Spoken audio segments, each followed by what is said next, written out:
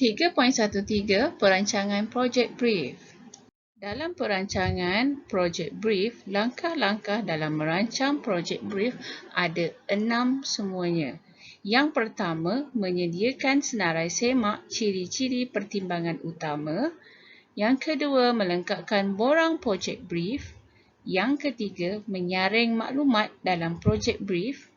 Yang keempat, mengaplikasikan Projek Brief dalam bentuk jadual dan lakaran. Yang kelima, menghasilkan mockup ataupun model. Dan yang keenam, menilai hasil mockup atau model. Maksudnya, apa yang perlu kita buat? Yang pertama, kita perlu buat senarai semak. Senarai semak apa? Senarai semak kriteria pertimbangan utama, iaitu ciri-ciri utama yang kita nak nilai. Yang kedua adalah mengisi borang Projek Brief.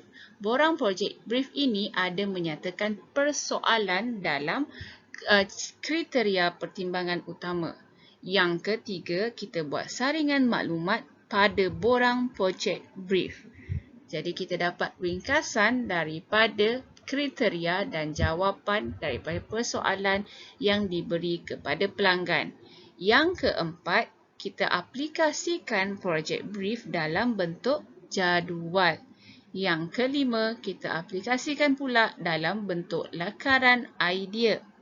Yang keenam, kita hasilkan mockup ataupun model. Dan yang terakhir, kita nilai mockup ataupun model yang dihasilkan tadi. Yang pertama, senarai semak kriteria pertimbangan utama borang Projek Brief. Persoalan dalam jadual kriteria pertimbangan utama perlu diambil perhatian oleh pengurus projek. Persoalan ini akan memberi fokus dari aspek perancangan keseluruhan projek dan reka bentuk projek. Kriteria pertimbangan utama tidak boleh diubah, namun persoalan yang berkaitan boleh dikemukakan mengikut kesesuaian produk yang akan dibina. Ini adalah contoh senarai semak kriteria pertimbangan utama. Contoh kriteria yang dipertimbangkan adalah seperti fungsi, persembahan, tujuan pasaran, kuantiti, gaya, kualiti, kos dan jangka masa. Dan setiap kriteria ini dipersoalkan ataupun ada soalan yang dinyatakan untuk mengetahui jawapannya. Yang kedua adalah mengisi borang Projek Brief. Ini adalah contoh borang Projek Brief bagi bakul seberguna. Kriteria pertimbangan utama dalam jadual yang berwarna biru ada menyatakan kriteria dan persoalannya. Manakala di sebelahnya adalah catatan ataupun jawapan bagi persoalan tersebut.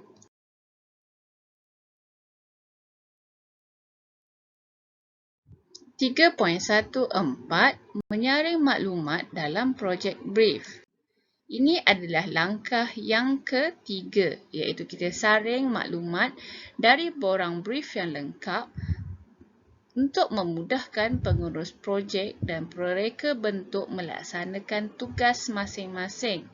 Maklumat pada borang brief perlu diringkaskan dalam bentuk jadual atau gambar rajah bermaklumat. Proses saringan maklumat boleh dibuat melalui kaedah A. Sesi perbincangan lanjutan dengan pelanggan. B. Video conference untuk mendapatkan maklumat tambahan dari pelanggan.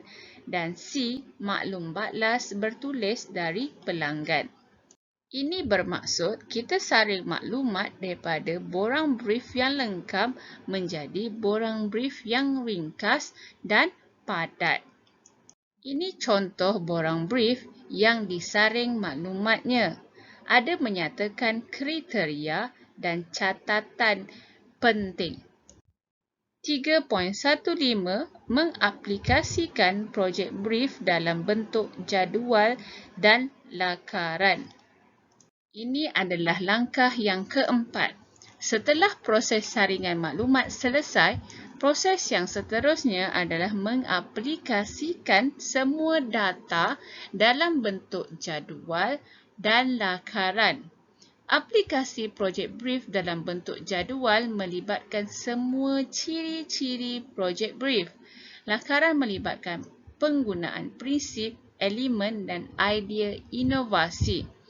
Kotak hijau ini merupakan contoh aplikasi brief dalam bentuk jadual.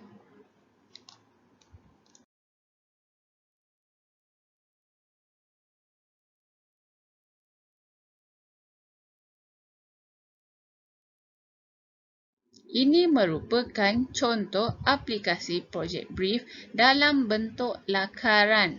Lakaran dibuat dan diberi penyataan yang menyatakan ciri-ciri projek brief yang dibuat.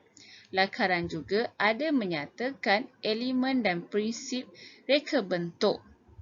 Selain itu, terdapat juga saiz dan pandangan atas, sisi dan hadapan bagi projek brief.